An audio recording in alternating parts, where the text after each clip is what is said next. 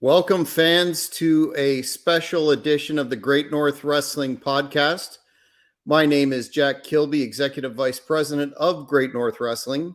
And tonight we're pleased to have the one and only Michael Modest on the show, who most fans will remember from the movie Beyond the Mat. Michael, how are you doing tonight, sir?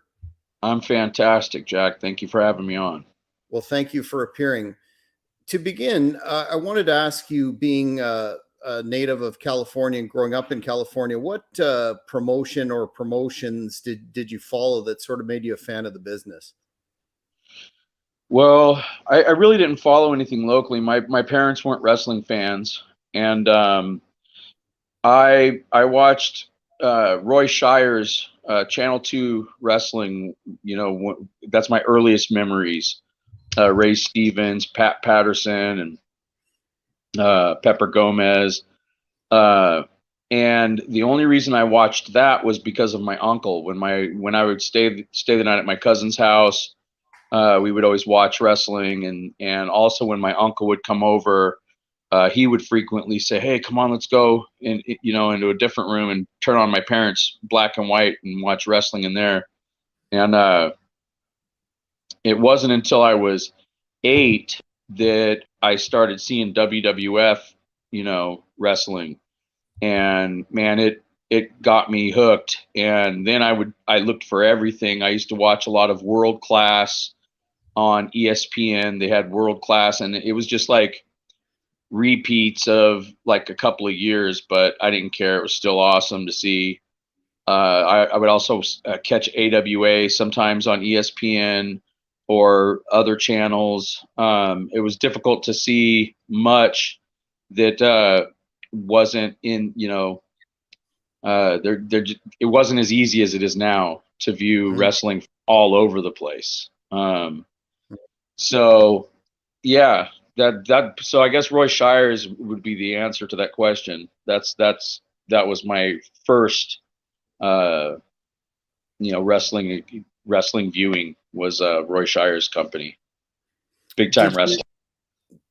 Yes, the classic promotion. Did you have any particular wrestlers, or either tag team or singles, that inspired you to look at pro wrestling as a career growing up? I don't think there was anybody in particular. I think it was just the spectacle in itself. Wrestling in itself is what I was a big fan of. I had favorites growing up. I liked Lonnie Main, Moondog Main, Ray Stevens. I even patterned myself a little bit after Ray Stevens. Roddy Piper was one of my favorites. I was really bummed when he passed away, and I never got a chance to meet him, and would have really loved to have met Roddy Piper. So those were my earliest real, that's who I was a fan of, I guess. To answer your question, I guess I answered it. Yes, sir. So what, looking back, made you, was there a moment when you decided, I want to make this a career for myself? Was there like a, I don't know, a moment of truth, or was it just something that you kind of, fell into after a while?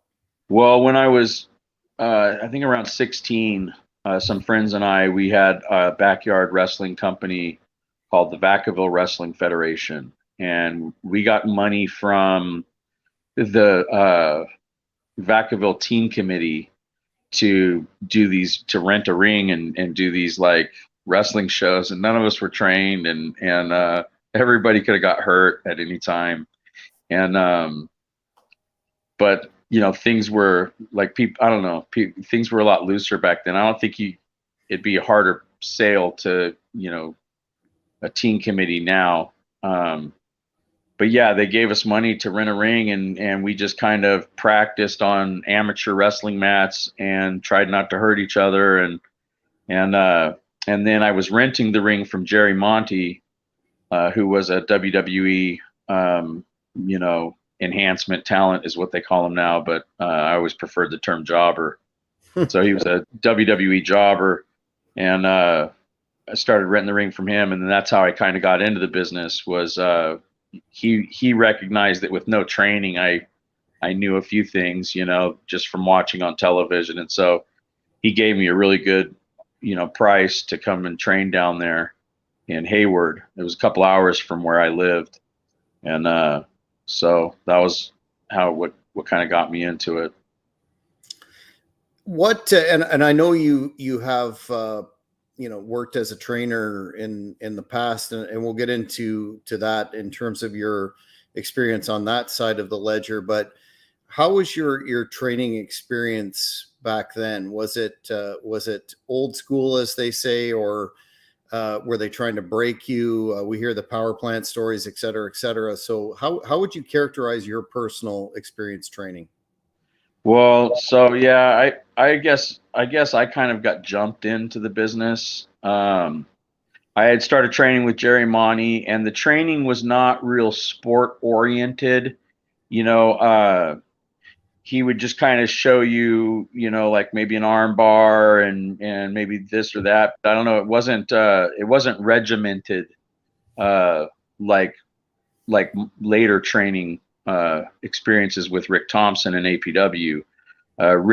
Rick taught wrestling like a sport, drills and lots of amateur wrestling before we ever got to do any of the body slams and stuff. But my first trainer, Jerry, we were doing body slams and all kinds of different things. And so my first match, I was really excited. The night before, I couldn't even hardly sleep because I was thinking about all these ideas that I had for the match, And so I went to the fairgrounds. That's where the match was. And I was wrestling a guy named the Samoan Bulldog.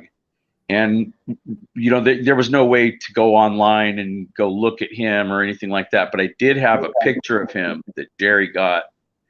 And I was really excited because he was like 280 pounds, 300 pounds, real big Samoan guy with two mohawks, running both sides of his head, kind of like Hawk. And I was only 180 pounds or so. But to me, he was like a real pro wrestler. So I was really excited to wrestle him. And when he got to the fairgrounds, he flew in from Hawaii. And when he got to the fairgrounds, I was real eager to talk to him. And I went up to him and I said, "Hey, you want to talk over the match?" And kind of looked at me and he said, "No, not right now." He said, "I just got here." And he said, "I got to put some tape on and, I'll call you over in a little bit." So I said, "Okay." And I waited and he calls me over and he says, "So you got some ideas?" And I said, "Yeah, I got a lot of ideas." And he goes, "Okay, well, let me hear them." So I told him all my ideas, and there was lots of them. And then when I was done talking, he goes, "Okay." And I said, "Okay to what?" He goes, "Okay to all of it, boss." I should have known when he said boss.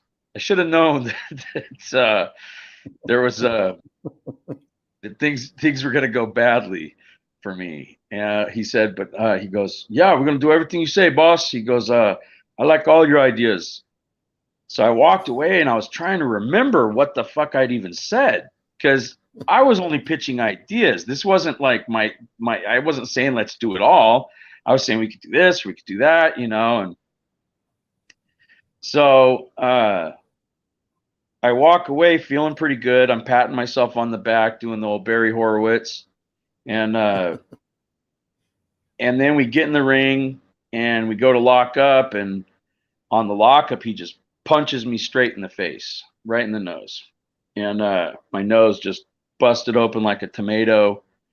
And I hit the ground and I rolled out of the ring and I looked up at him and I could taste the blood. It was already pouring down the back of my throat and it was all over the front of my face.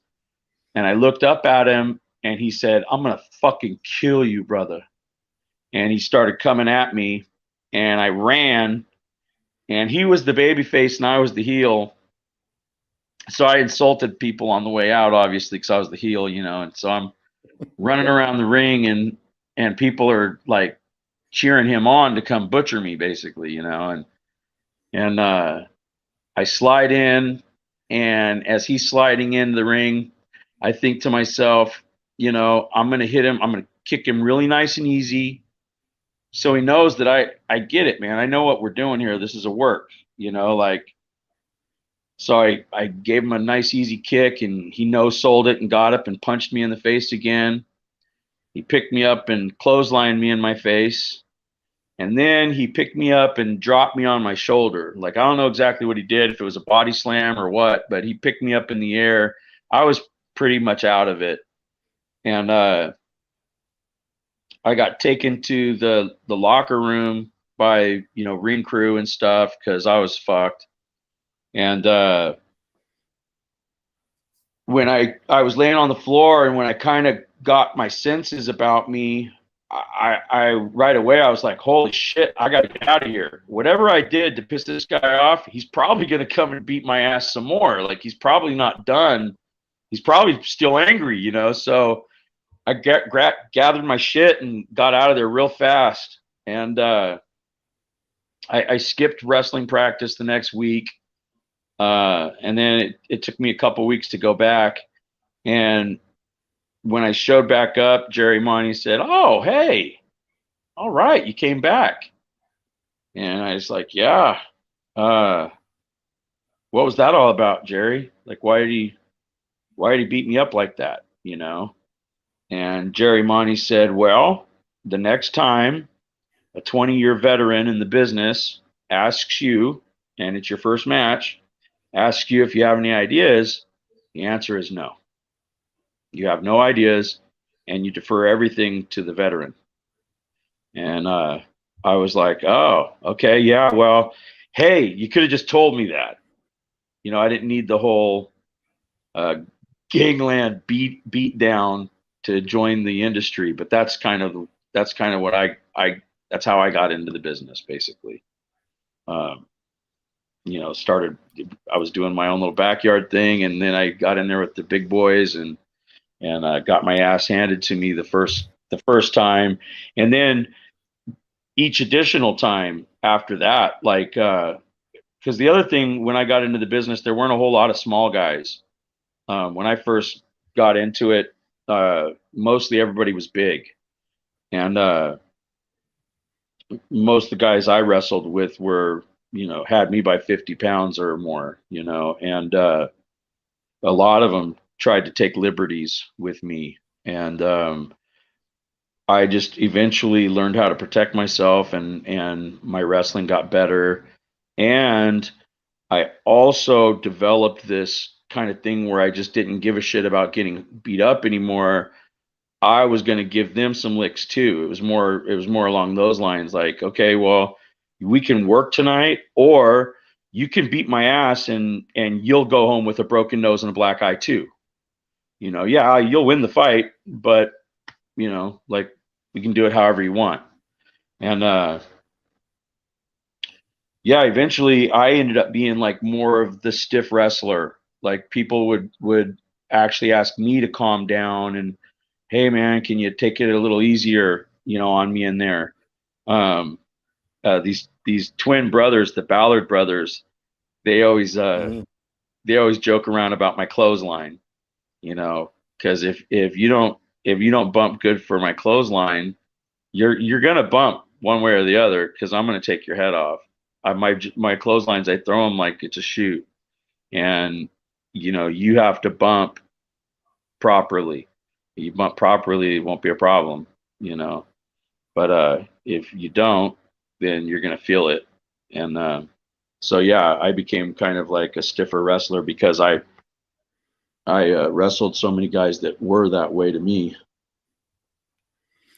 Do you think that that aspect of the business, and not speaking uniformly, but for a lot of the major promotions, that realism, the fact that it looks like, or should look like, an actual combat situation is missing, and that's detracted from the sport, as opposed to we see a lot of high spots and acrobatics, not to point names, but well, I don't know if it just detracted from the sport, because the sport's more popular now than it's ever been.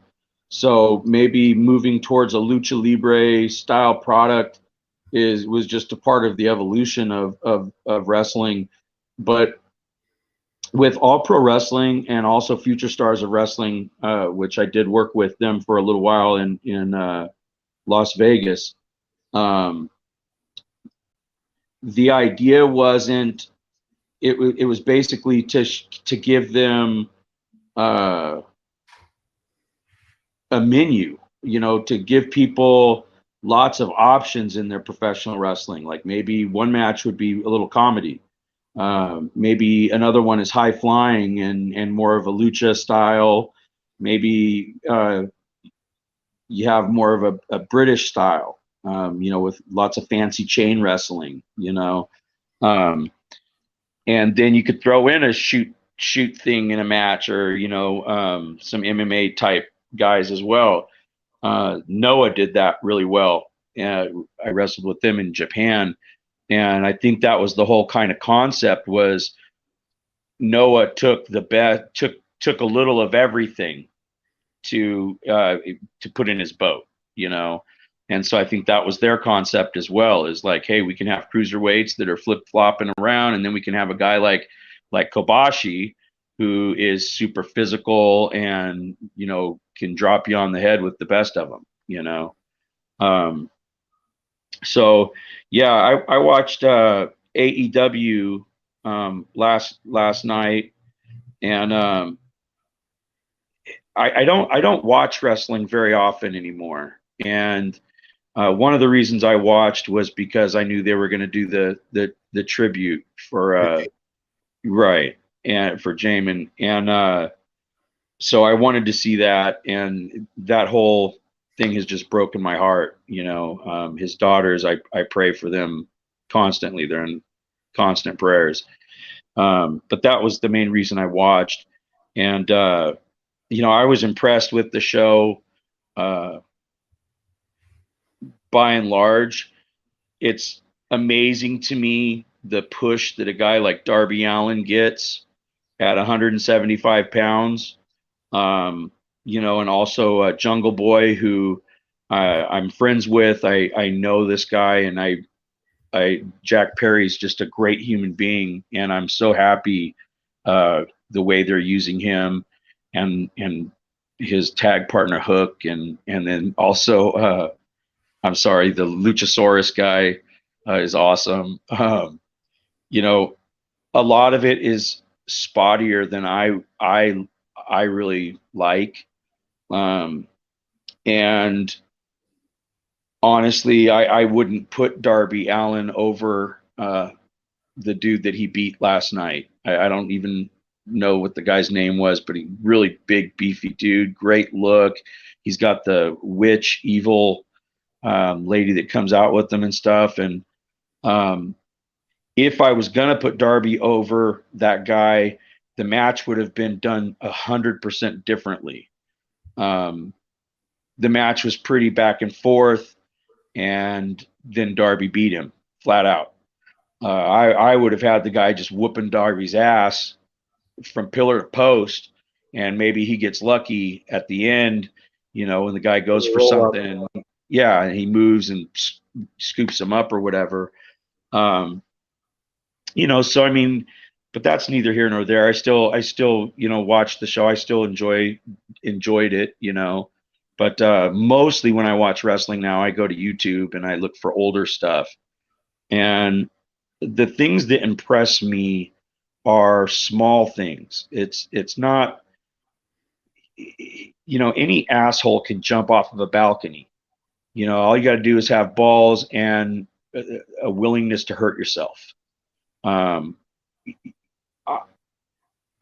have always loved the art of professional wrestling. I have always loved making people think that I'm hurt and I'm not, rather than hurting myself and people think I'm hurt.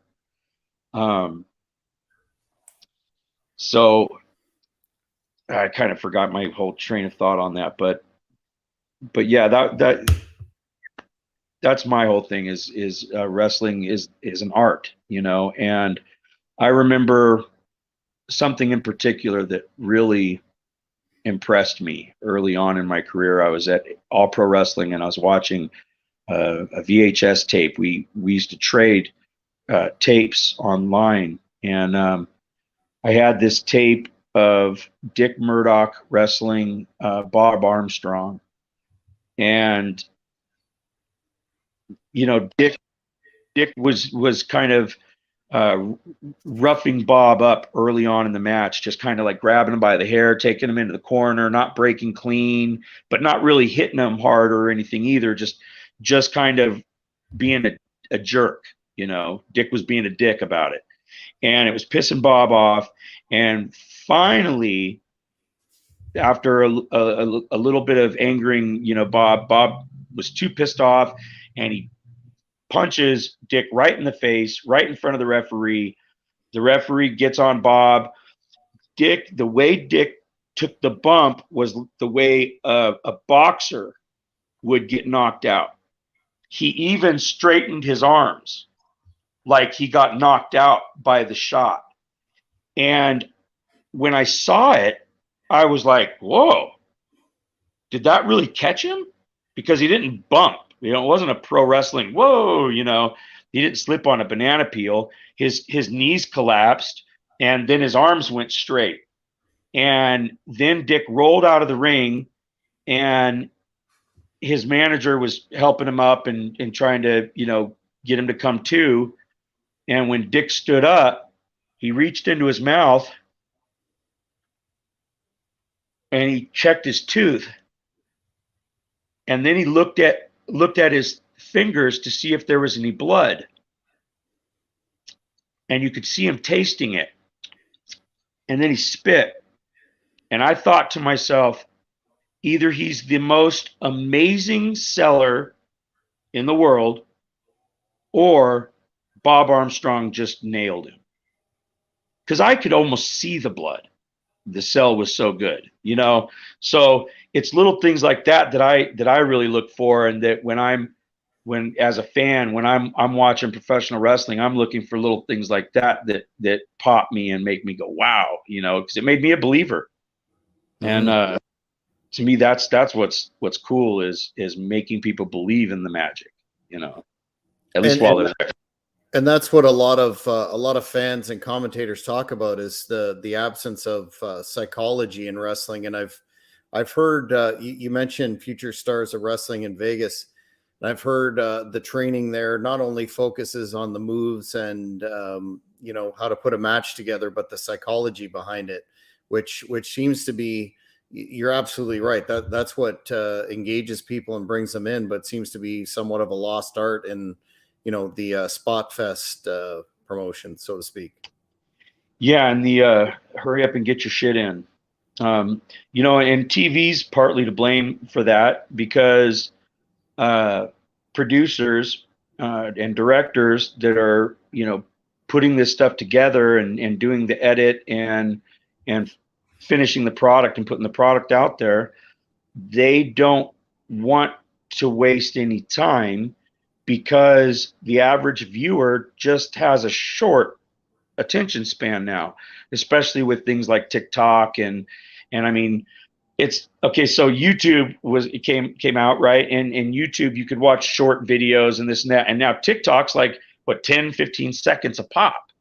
So it's like people's attention span is getting shorter. So I think the reason wrestling kind of gravitated towards this kind of spottier version of itself is to keep people's attention. You know, if people aren't flying around and chairs aren't hitting people in the head and tables aren't being broke, well, someone might turn the channel.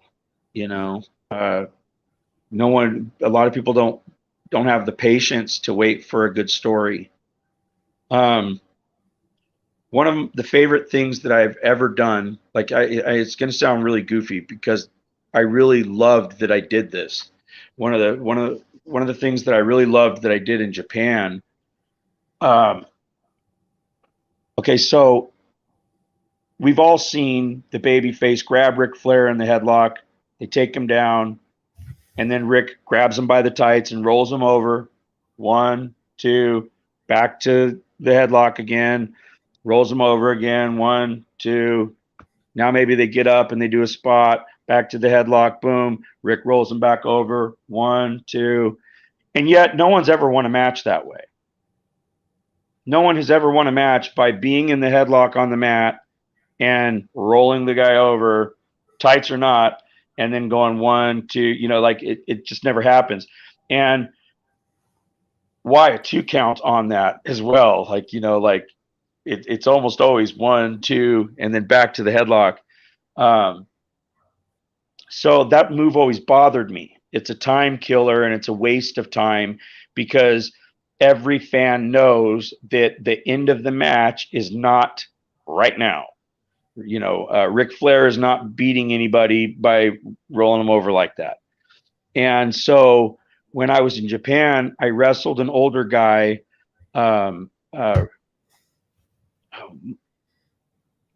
Ricky Momota. And he did a belly to back suplex back in the day as a finisher. That was his finish. And so I came up with this idea and I pitched it to him.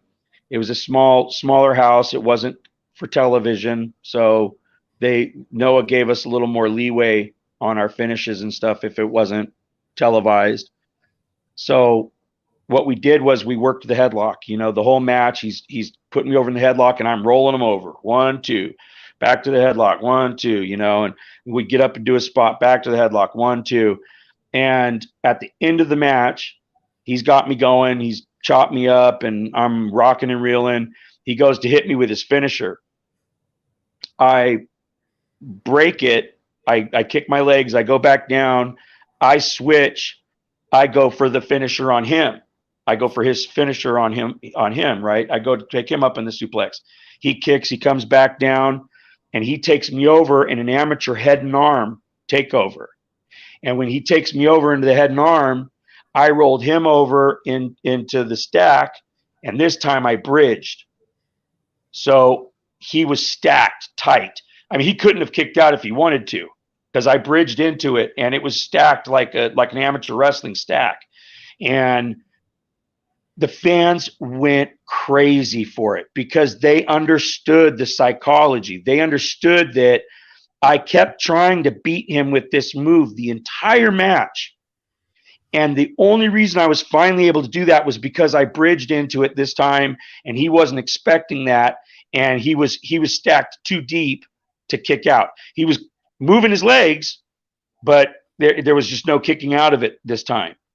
And man, Mitsuhara Misawa came up to me and he said, "Oh, good finish." He really liked it because now the rest of the card, everybody that did that in a match, people actually believed, oh shit, this might be it. We just saw it on the first match. This was the finish. And I think that's one of the lost arts of promoting now is that FSW included, no one wants to finish a match with a small package or a sunset flip, or some cheesy little headlock rollover. But that's the whole point. If every once in a while someone beats somebody with a hip toss, or what's wrong with beating someone with a drop kick? You drop kick them right in the face and they start to get up, but they're too groggy and they kind of fall back down. You go for the quick cover, 1, 2, 3. No one finishes with the simple moves anymore. It's always got to be your cliche, the Dominator. Oh, I hit him with the Dominator, bro. I got to hit you with the Tilt-A-Whirl Twisted T, bro. It's always got to be some crazy ass name of some move for the finish. And it's like, hey, how about not? How about just pin him with something easy so that in the main event, people are actually buying into everything. by the time, if you did it that way, by the time the main event's rolling around, every sunset flip is going to get a pop. Mm-hmm. You know, every smaller move is going to actually get people going because it could be the finish. You know, so I think that's one of the things that wrestling has really gotten away from, and it's one of the things that it makes it unwatchable for me, because to me that's all filler now. And I don't know how any other fan can look at it any other way. You know, until they start going into the false finishes, man, it ain't going to be a finish. Mm-hmm. You know, I would love to see finishes done in just the heat sometimes. Hey, what about if the baby faces don't get a comeback? Mm-hmm. What if they start making a comeback and then boom, they're cut down real fast and pinned? You know, like the finishes need to come more out of nowhere, and they don't anymore. It's always at the end. I call it the Japanese finish, because the Japanese wrestling back in like the early '90s was real big on that. You know, like you could hit a guy with your finisher. You know, if it's a main event, you hit the guy with your finisher, boom, he kicks out. Now he gets up, boom, he hits you with his finisher, you kick out. Now you hit him with the finisher off the top rope, boom, he kicks out. He hits you with the finisher off the top rope, boom, you kick out. You know, so yeah, I don't know. I'm sorry, I kind of just go off on tangents. No.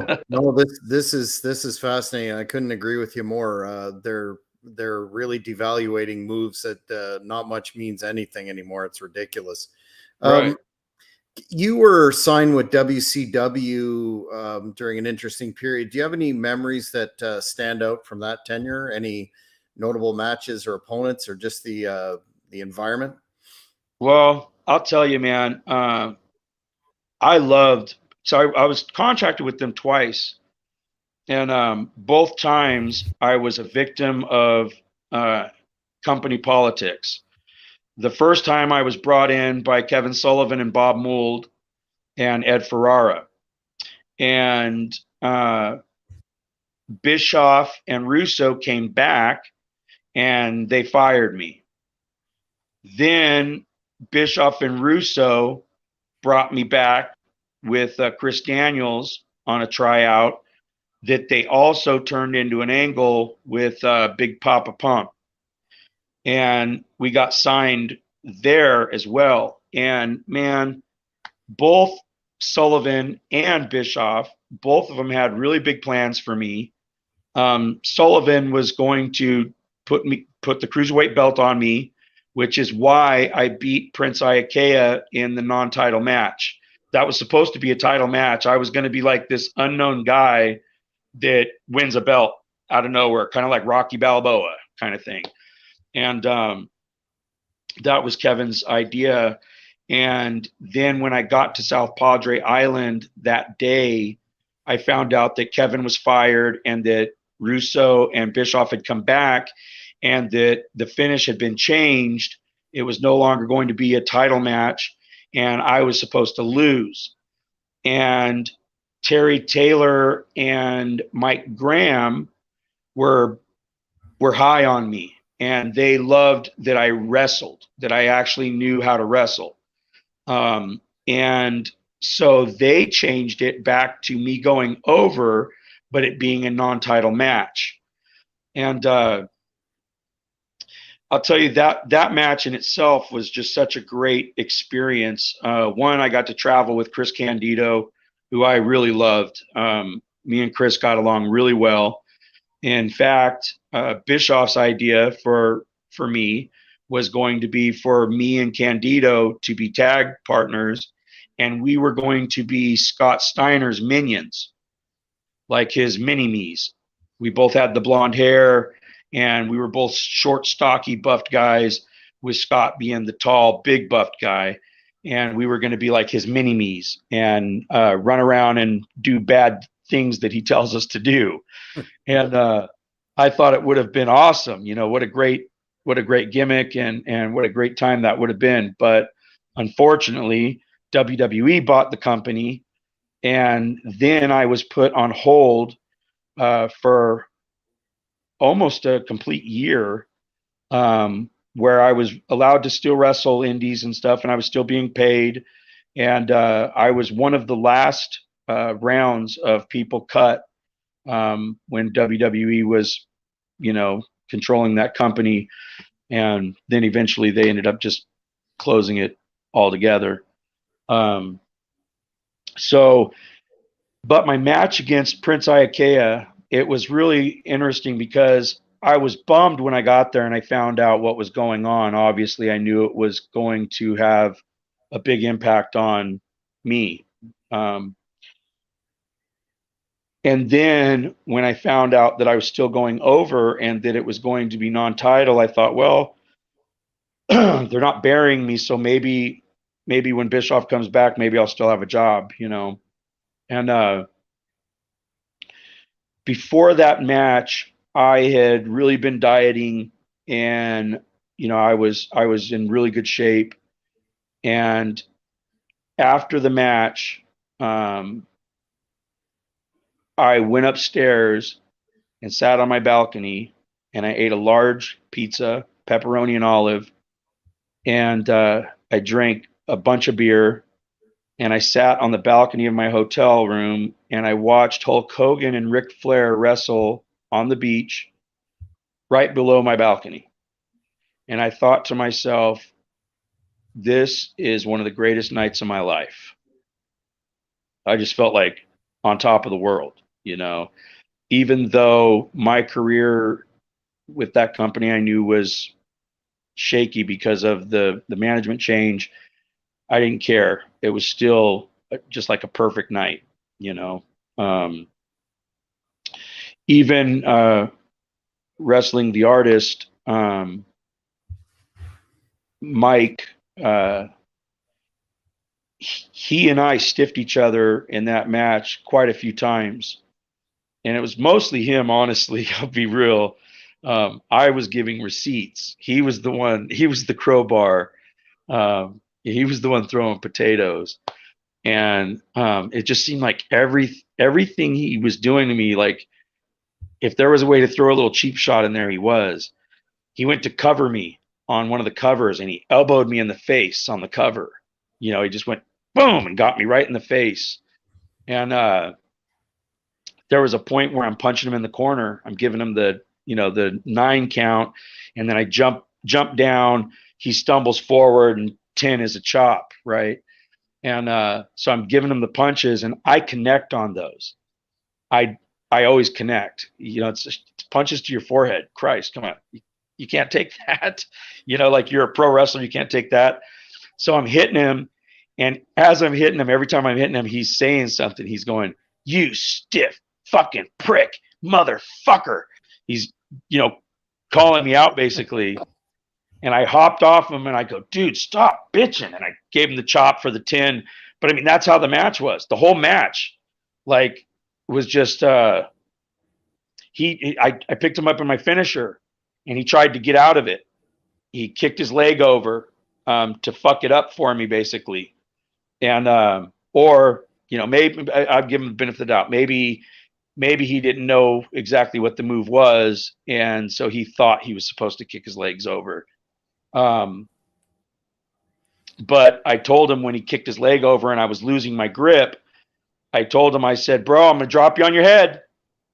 And then he brought his leg back for me. So I was able to, hit it the way I wanted to, because I didn't want to rush it. I wanted to run and hit him in the middle of the ring, run from the corner of it.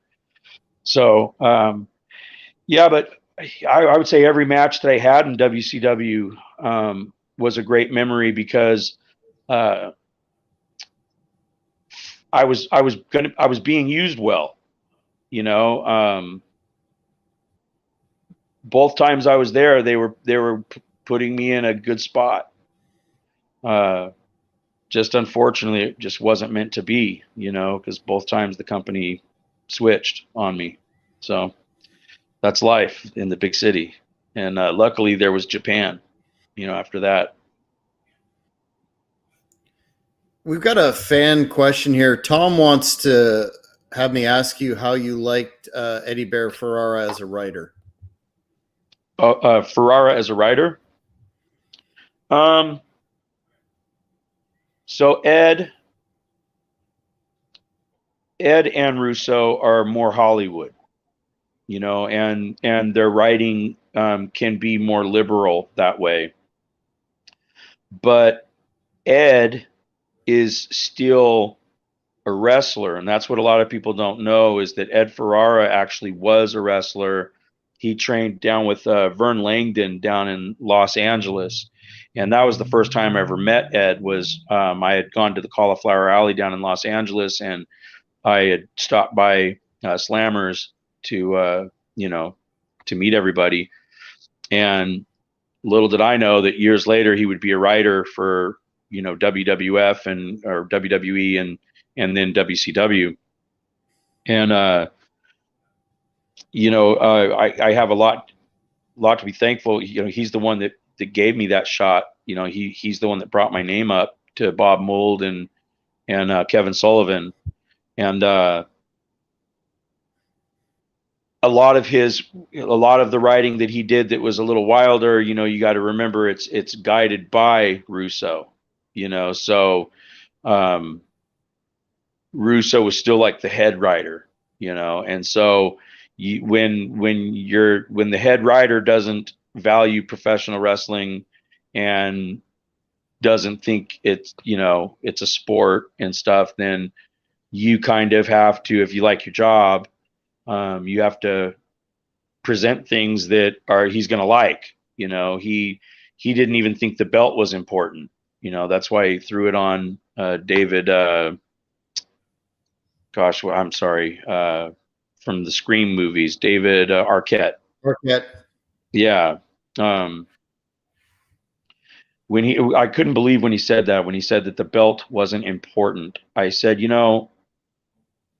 for him to say that just shows you what a small mind he has, because the champion of your company represents your company.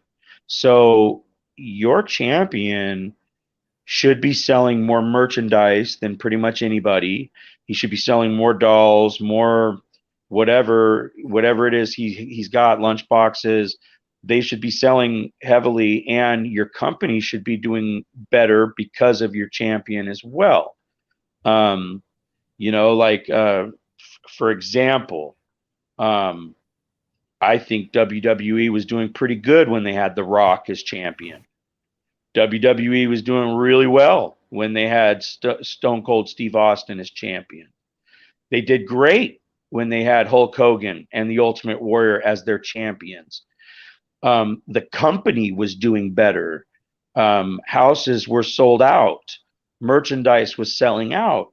So how can you say that your champion is not important? Now, the belt may not be earned in the classic sense.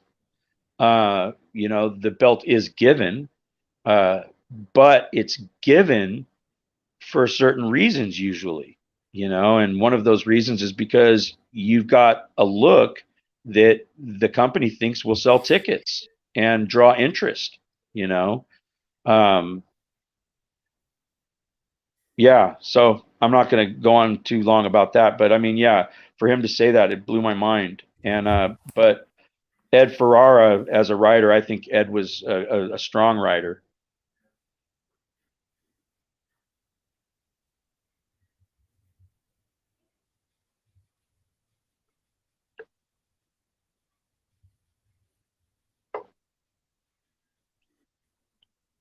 Sorry, we had a little StreamYard issue there. Another fan wants to ask if you had heat with Das Wunderkind Alex Wright. Das Wunderkid? Das Wunderkind? Das Wunderkid. Yeah. I don't think I had any heat with him that I know of.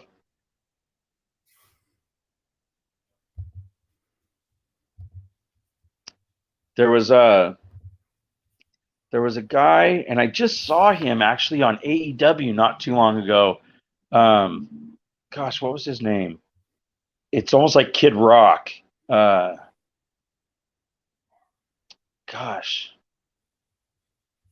Yeah, no, no, Das Wunderkid, no. I don't have any heat with him. But there was another guy I was supposed to go somewhere. Jimmy Hart was trying to get this guy over, and his name was something Kid.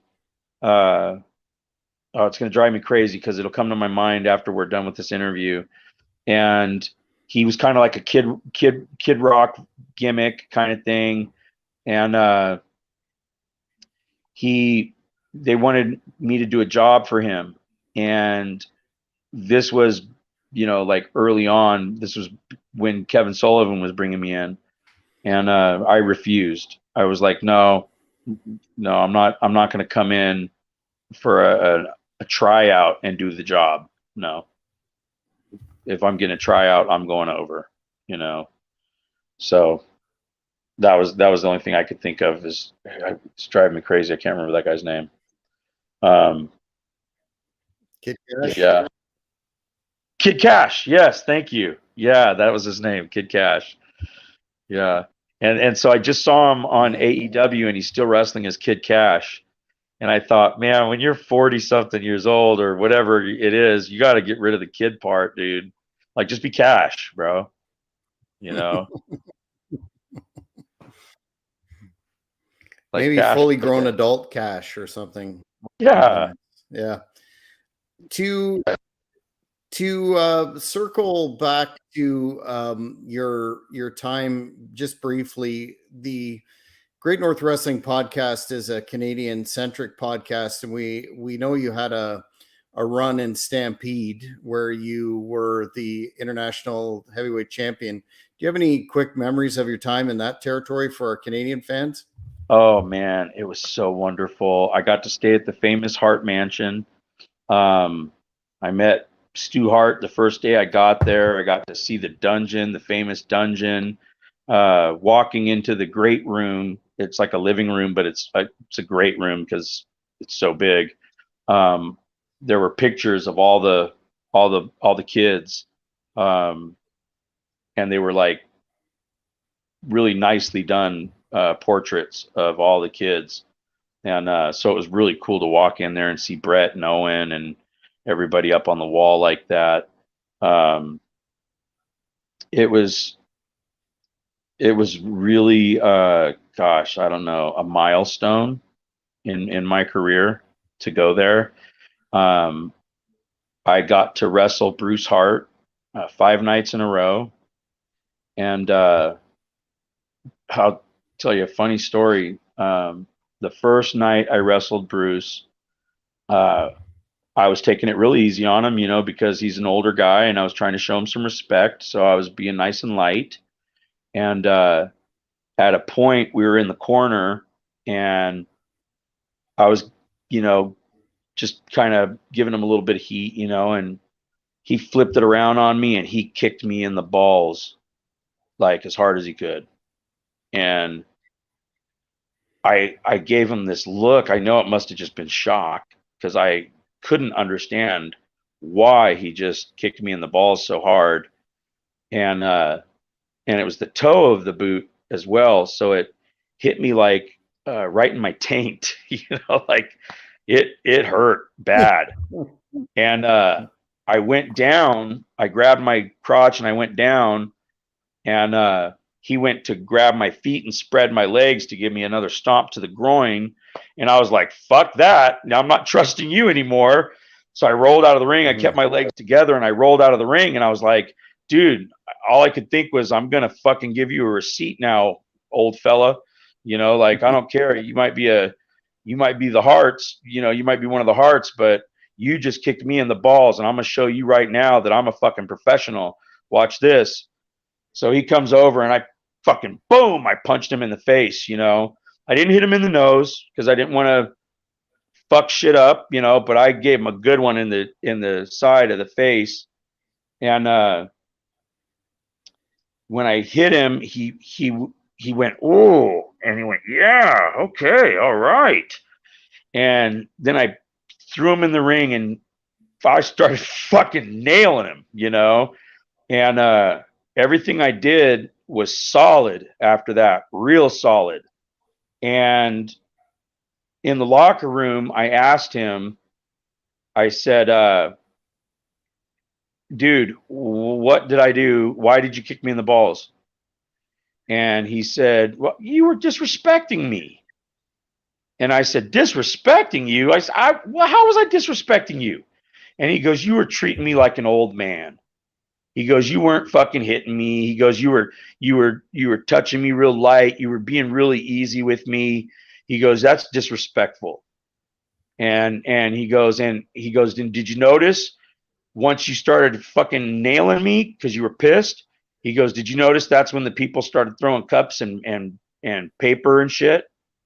And I was like, yeah, I did notice that, because there was a definite change in the crowd. What happened was, before I started really beating the shit out of him, people were booing me.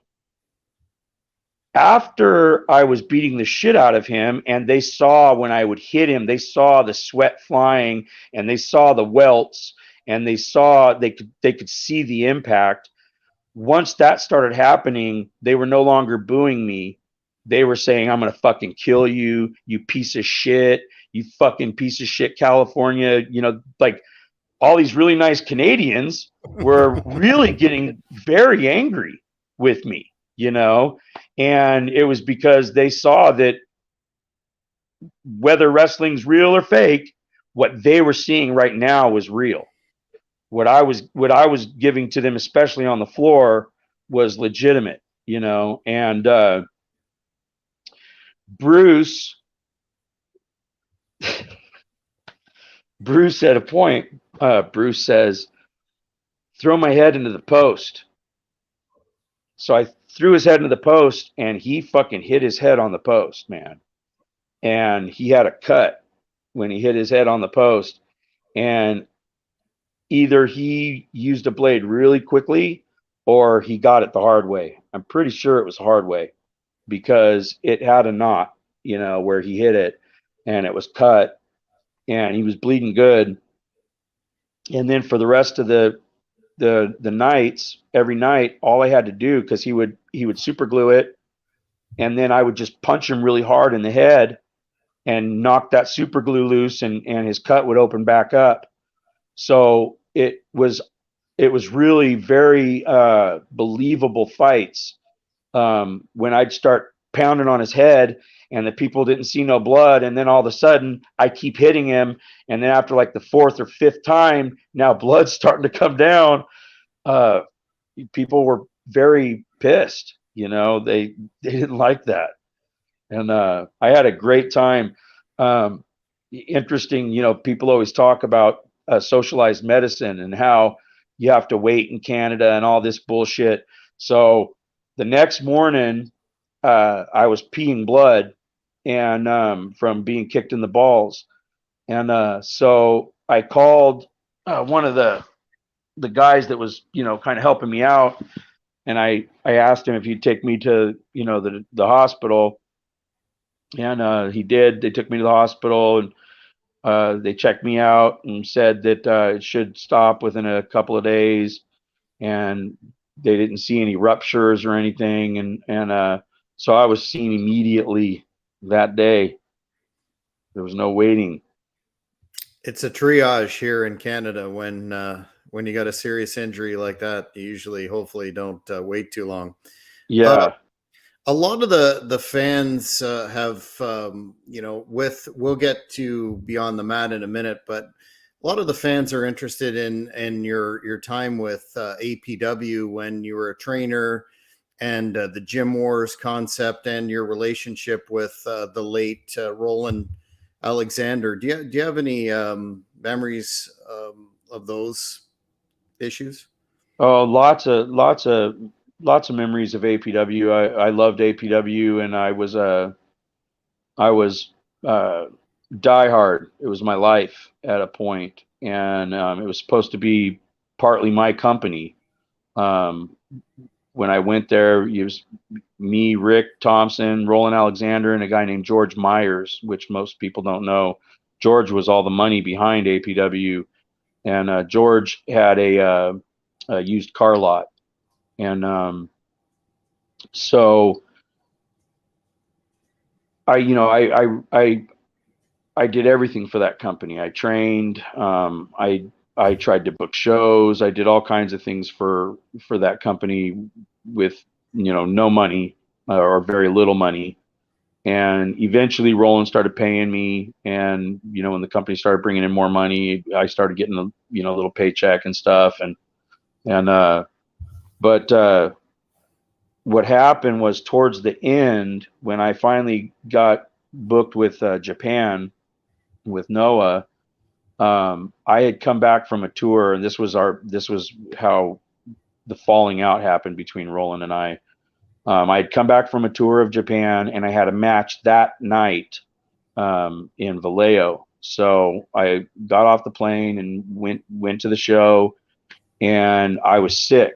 I had caught some bug over in Japan, so I was already sick, and I was supposed to wrestle Bison Smith, and Roland had told Bison, "Oh, you need to hit Mike hard because Japan, that's how they do it, blah, blah, blah." And so I get in the ring, and Bison hits me with this forearm, and it was so hard, it almost knocked me out. The first forearm of the match almost knocked me out. And he was brutalizing me. And at a point, I started stiffening back, and I was like, I took him down and put him in a submission move. And I was like, ease the fuck up, man. I was like, why are you fucking doing this? And he was like, I'm sorry. And Roland told me that, that's how to hit you, and we finished the match, and he had also hit me with a German suplex early in the match, and I landed really badly on that. So the combination of him hitting me with brutal, hard forearms right in the jaw, most people, like, in case they don't know, this is where you're hitting. Right here is where you want to hit, not in the jaw. The jaw will fuck you up. So Roland had a schedule to go 25 minutes, and we did like 13. And after the match, Roland came in, and he was like, I thought you were supposed to go 25, but I guess you only went 13, huh? And he went storming off of and it pissed me off so bad because I had been his like right-hand man for so long, and he had already started pushing me out because I was wrestling in Japan now, and I had a legit job, and I wanted to be paid to wrestle. And so he was already kind of pushing me out. And after that comment, I was so pissed. I went out and I started talking to him. We exchanged a few words, and then I spit in his face and walked out. And that was pretty much the last time I worked for the company. And then Donovan took over, and Donovan still worked for the company for a while, but Roland felt like Donovan was still loyal to me. So Roland approached Spanky and American Dragon, Brian Danielson, to be his new instructor. He wanted them to be his new instructors. And so they told Donovan, they went, "Hey, man, by the way, Roland just offered us your job."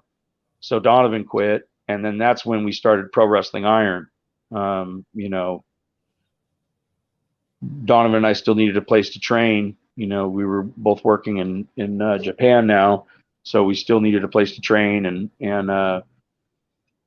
it was a really strong company. I wish we would have held out for a little longer, because regional promotions came back. A lot of the independent wrestling shows, they're drawing just as well as a lot of the mainstream stuff, APW now, it's run by, it's funny, it's run actually by a fan that when he was, I think, like 13 years old, he started catching a bus to come to Gym Wars and shows and watch Gym Wars shows. And he was a fan of mine and all the first gym, APW guys. His name's Marcus Mack. And well, I don't know if that's his whole name, but if it's his real name, but that's what he goes by, Marcus Mack. But on Facebook. But Marcus runs the company now, and they draw better now than we ever did back in the day. Of course, he brings in, headliners, like he brought in Cody Rhodes and Joey Ryan for the Cow Palace. They ran the Cow Palace. So it's pretty cool.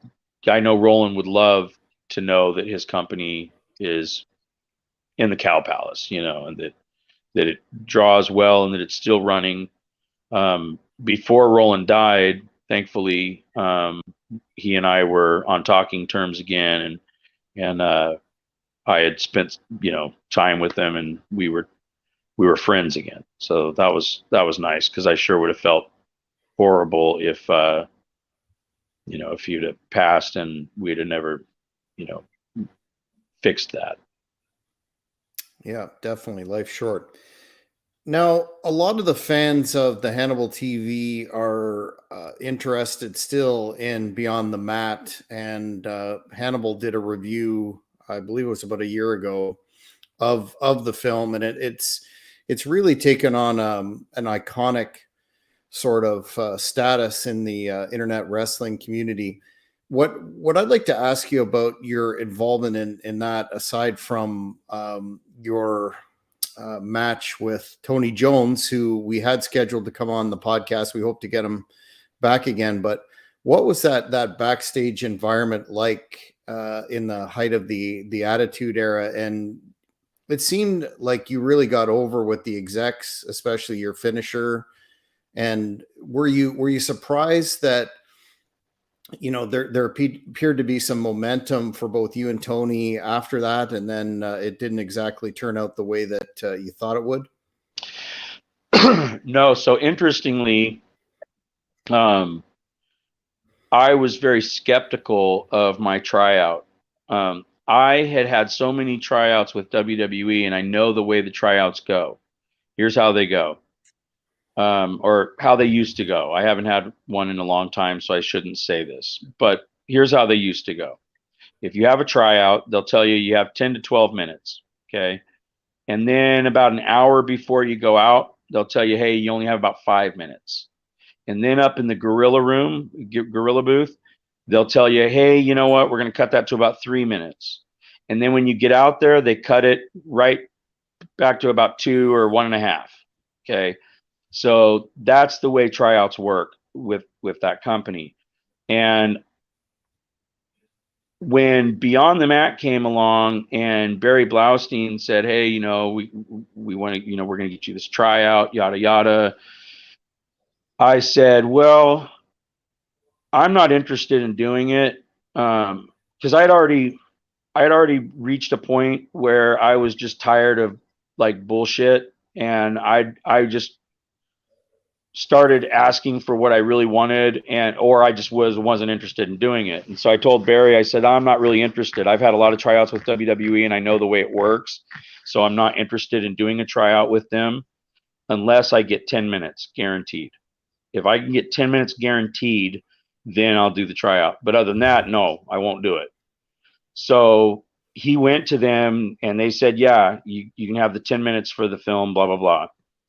So even Jim Cornette assured me that I had 10 minutes.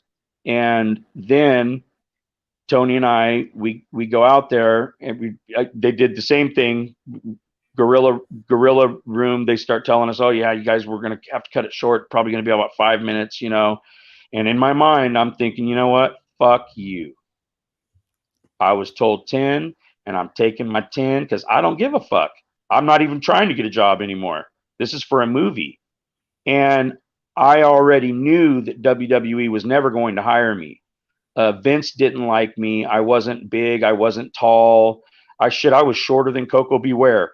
I remember thinking, so when I was a kid looking at the wrestling magazines, I would look and I would see, oh, Coco Beware's only 5'10". Well, shit, I could be 5'10", Yeah, no, I wasn't even as tall as Coco. And so when Tony and I went out there, the referee, after about 2 minutes into the match, the referee starts telling us go home. And I had Tony in a headlock and I looked up at the ref and I just said, nope. And he was like, huh? He was like, that doesn't happen. He was like, didn't you hear me? Go home. And I said, oh, I heard you. No, we're not going home. I said, I was told 10 minutes and I'm taking it. And I said, that was the agreement. And so Tony and I wrestled the rest of the match. And I could hear at a point, I could hear Bruce Pritchard. He was yelling so loud into the referee's earpiece that I could hear him. And he was saying, tell him to go the fuck home. Does Modest know what the fuck go home means? Tell him to fucking go home. And cool as a cucumber, man. We finished the match and we did the finish, and the crowd fucking went crazy for it. So here's why I wanted the 10 minutes. I had a sneaky suspicion that I was going to be painted a certain way in the documentary, just as I had a sneaky suspicion they were going to paint Roland a certain way in the documentary. Now, the way they painted Roland, that's 100% true. They didn't paint him in a way that isn't true. But what they didn't show you is the full picture. They didn't show you what a kind person he could be. They didn't show you him taking me out to dinner because I didn't have money that week. You know, they didn't show you all the good things about Roland. They only highlighted the shitty promoter, kind of cheesy, independent promoter thing. And that was an entertaining character and an entertaining story to tell. Just as when I was pulling the body thing out of the van, I was no longer working at the mortuary during the filming of that film. No way. I was working at the mortuary when they first interviewed me for the film. By the time they had started the filming, I was working at a place called Court Furniture. But that's not very interesting. Like, that's not a good story to tell. So they asked me, they said, well, hey, can we maybe talk to your old boss and just get us over there for a few little things of you moving a body bag around so that we can say that you're still working there? I was like, sure, that's no problem. So I already knew that this wasn't going to be like, it was going to be like all reality TV, not real. It was going to be massaged, and it was going to tell a story they wanted to tell. And then when I heard that Draws was going to get a tryout and that he was also going to be a part of this movie, I realized quickly that I was going to be the sad sack. I was going to be painted as the poor guy. He wasn't good enough. Him and Tony just couldn't pull it off, but Draws did, blah, blah, blah, you know. And so I saw this story that they were writing, and I was like, you know what? I'm getting my 10 minutes, because if I have 10 minutes, no one can deny that I'm a star. If I have 10 minutes to show my craft, I'll win the crowd over, even though I'm nobody. Because at first, when we walked out, the crowd could give a shit. You know, like, you're nobody. But me and Tony, you know, started moving around, started doing our thing. And again, they really didn't care. But once we caught them, they were hooked into the story that we were telling. And they loved our match, and the fans popped to the finish as if I was somebody, like I was a guy, you know. And so it changed the narrative of the documentary to where it looked like me and Tony had a shot, even though we never did get signed. That was the only reasonable thing to do. You couldn't have that reaction and then go, Mike and Tony just weren't good enough. You know, like, you know, you got D'Lo Brown in the back saying, I'm stealing it, you know. Mm-hmm. So,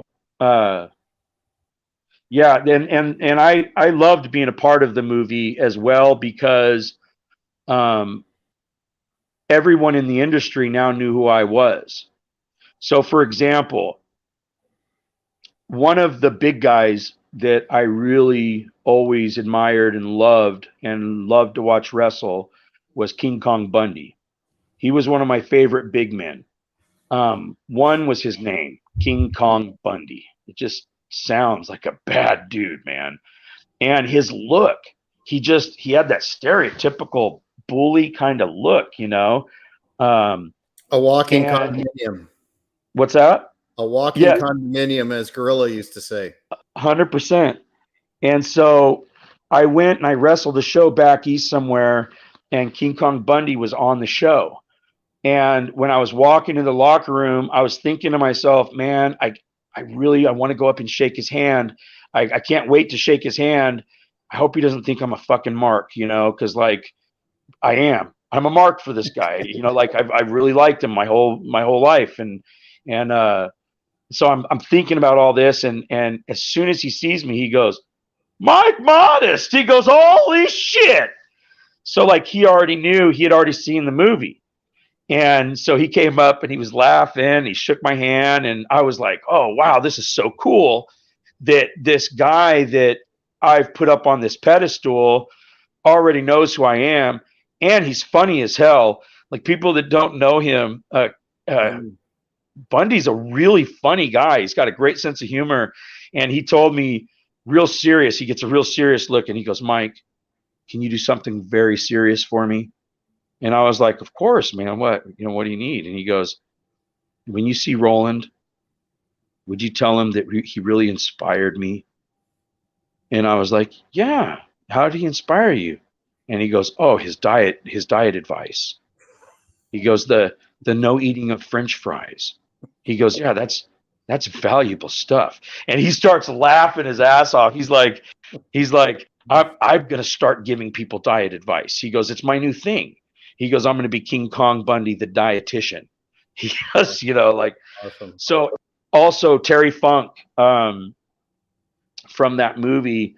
Terry Funk knew me, and I'm a huge fan of Terry's, you know, and I got to ride with Terry Funk because he found out that Chris Candido and I were driving together, and Chris had some kind of issue where a rent-a-car, something bad happened to a rent-a-car, so he couldn't rent cars. So I would rent the car, and then Chris would, you know, kick in some money or whatever if the company wasn't paying for it. Um, and so Terry Funk found out that we were riding together, and he was like, "Oh man, I like those guys." And so he came up and he was like, "Hey boys, can I you know ride along with you guys?" You know, and to me that was just awesome. You know, um, we got to the hotel, and Terry Funk kind of got lost on the on the elevator. Just a great guy, you know, and so yeah, the movie did amazing things for me in a lot of ways. You know, it definitely made at least people in the industry all know who I was now. Absolutely. Did you get any heat from Brother Love, or I guess it was JR who was head of talent relations when he came back, or was it? Yeah, when I went, as soon as I walked back, you know, behind the curtain, he was right there, fucking red faced, yelling at me. He was like, you know, did you fucking hear me? And I was like, yeah, I heard you. I was told 10 minutes and I took 10. I don't know what to tell you, man. You know, like and like I said, I knew I wasn't losing anything. You know, like they had they had already shown me that there was no interest in me. I swear to God, I probably had eight different tryouts for them before the Beyond the Mat one. You know, and most of them got cut short, or there was one of the tryouts. I ended up being a match against Kurgan. I was supposed to have a tryout, and I get there, and Cornette was like, "Hey, you know, I know I told you I'd, you know, get you a little tryout in this, you know, but I really need you in this spot right now, and here's what's happening, and blah blah blah." And so it kind of sucked a little bit, but at the same time, I'm really glad that I didn't let my pride stand in the way of me making some money and putting over a guy that is now in lots of movies. Like every time I see him in a movie, I'm like, I fought that guy. He ain't so tough. He didn't kill me, you know. Uh, Same with Nathan Jones. I wrestled Nathan Jones down in Los Angeles, and I see him in a lot of movies. And every time I see him in a movie, that's what I think. I think, man, you didn't beat me, like, Scary individual. oh I, yeah. I'd be remiss if I didn't ask you about your any XPW stories. The fans are interested in that. Oh, XPW, man, that was a wild ride, and I'm really glad that they've resurfaced, and they're doing really well. They've got this guy Schlack. Uh, I think he's their champion, and he's fighting a MAGA Butcher, which is, I guess, like Donald Trump Butcher, I guess. I don't know, but this Schlack guy, man, he's got a great look. He's perfect for the company. Just built, like, he's got muscles coming out of his ears, mohawk, and he's just got this crazy ugly face thing that he does with blood coming down. He's just awesome for that company, and I'm so happy to see that they're doing things again. Um, I loved my time with that company. Unfortunately, the way it all ended kind of sucked. Um, but uh, Rob Black treated me really well. Always paid me what he said he would pay me. Um, I never had a problem in any way with him that way. The problem I ran into was I showed up and he wanted Jake Lawless and I to fake rape a girl in the ring as like an angle. We were gonna like corner her, start ripping her clothes off, and kind of getting on top of her, and I wasn't comfortable with it. And I thought about it, and I thought, this is probably going to get me some heat because they have a porn company, so to them this is nothing. But I'm a wrestler, so to me this is a big thing. And if my grandma was here, I wouldn't want her to watch that. And so I was like, I really don't think I can do that. So I told Rob I couldn't do that, and he wasn't happy with me, and in fact he was pissed. And I'm really glad that I didn't. It ended up being that it's illegal, and the people that were involved in that angle actually got in trouble for it. It is illegal in the state of California to in a public setting reenact a rape. Movies get away with it because it's a closed set. It's not open to the public, but you aren't allowed to do that in California, and it's illegal. And so luckily my morals kind of saved me from getting caught up in all that bullshit. But after that, I pretty much knew that there was nothing for me in XPW. Rob was a very all or nothing kind of guy, and either you give him all of your loyalty or you're not, you're somebody else, And so that was pretty much the end of my career with that company. Um, it was wild though, man. I got to meet a lot of really cool people. I got to work with Chris Candido there as well.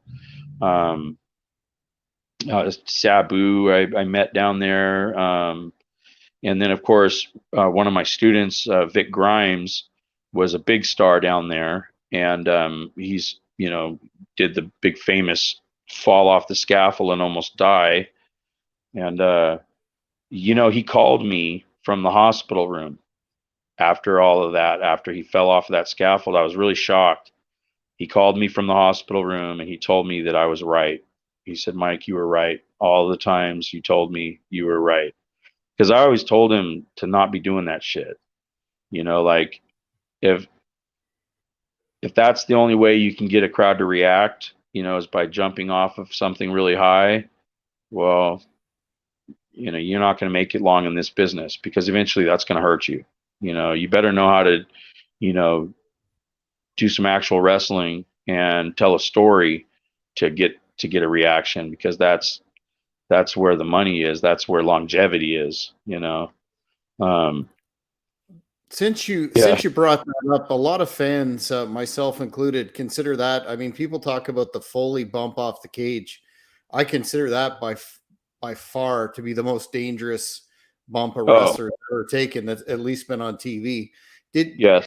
There's a lot of mythology around that. We had Angel Medina on the podcast about a month ago, where he talked about his experiences with New Jack and that particular setup in particular. What did we haven't heard much from Vic's perspective about what happened there and the taser and all that sort of stuff. Did he get into any of those details with you? Yeah, he didn't get tased. New Jack wasn't trying to kill him. And you can even see on the footage, you know, Vic takes a heel bump off of the scaffold. You know, he takes his own bump, and Vic's such a big guy that if New Jack wouldn't have been able to pick him up and toss him anywhere if he don't want to go. New Jack could have tased him and kicked him off of the scaffold to where he's trying to hold on and he tumbles off of it, you know, but the way he took that bump, that wasn't, you know, that was just a bump. And it was just people sometimes they don't think about the distance. So Vic tried to bump shallow, but because of the height, even a shallow bump by the time you're at the bottom has turned into a long bump, you know, and that's what ended up being bad. It would have been a lot better if he would have just fallen straight down. That's how you want to go, not off like he did.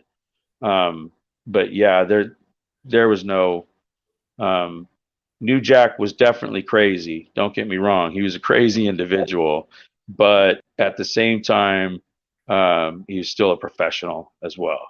You know. Well, Michael, I appreciate how generous you've been with your time. I feel we've got a lot left still to discuss into your Mexican career, deep dive into Japan, and the special that people still talk about. But if you have the time in the future, we'd love to have you back. What are you up to lately? You know, man, lately I'm just concentrating on raising my daughter. Uh, I'm in really good shape, and part of me still wants to wrestle. But wrestling stuff is all on the weekends, and that's when I have my daughter. I have her Friday through Sunday, every Friday through Sunday, and she's 5 years old, and I just can't take away any time, you know, from that. It's what I love doing. And I'm also doing some acting. I've done some commercials. I recently did 2 spots for Solano County Behavioral Health. And people can catch me on Netflix on the show 13 Reasons Why, season 2, episodes 11 and 12, which it's a great show. If you haven't watched it, it's a fantastic show. If you were a fan of Beverly Hills 90210 back in the day, you will love 13 Reasons Why. But be prepared. It's very dark at times, and it's very heavy subject matter. So, a little warning for people there. It does deal with teen suicide and a lot of topics and subjects that teens face nowadays. It delves into, but yeah, I got to play a cop on that. So doing a lot more acting, and wrestling wise, man, I don't know. I pretty much think I'm done, but I'm not one of those people that will retire and then get back into it. So I haven't officially retired. I still do some seminars occasionally, some training seminars, and so I still have my boots. I'm not getting rid of them just yet. Right on. Where can folks find you on social media if they want to get a hold of you? Oh, you can find me on Instagram. I think it's Michael Modest 3. Facebook, Michael Modest, and um, what's the other one? Oh, Twitter. I'm on Twitter as well, Michael Modest as well. Um, And that's it. Excellent. Well, thank you very much for this interview. It's been fascinating, and again, we'd love to have you back if you ever have the time. It's been quite illuminating on a number of topics. So thank you again. Right on, man. Thank you so much, Jack. You have a great evening. You too, sir. All right, Fans, take care. we'll catch you on Sunday for another edition of the Great North Wrestling Podcast. Thanks for tuning in. Bye-bye.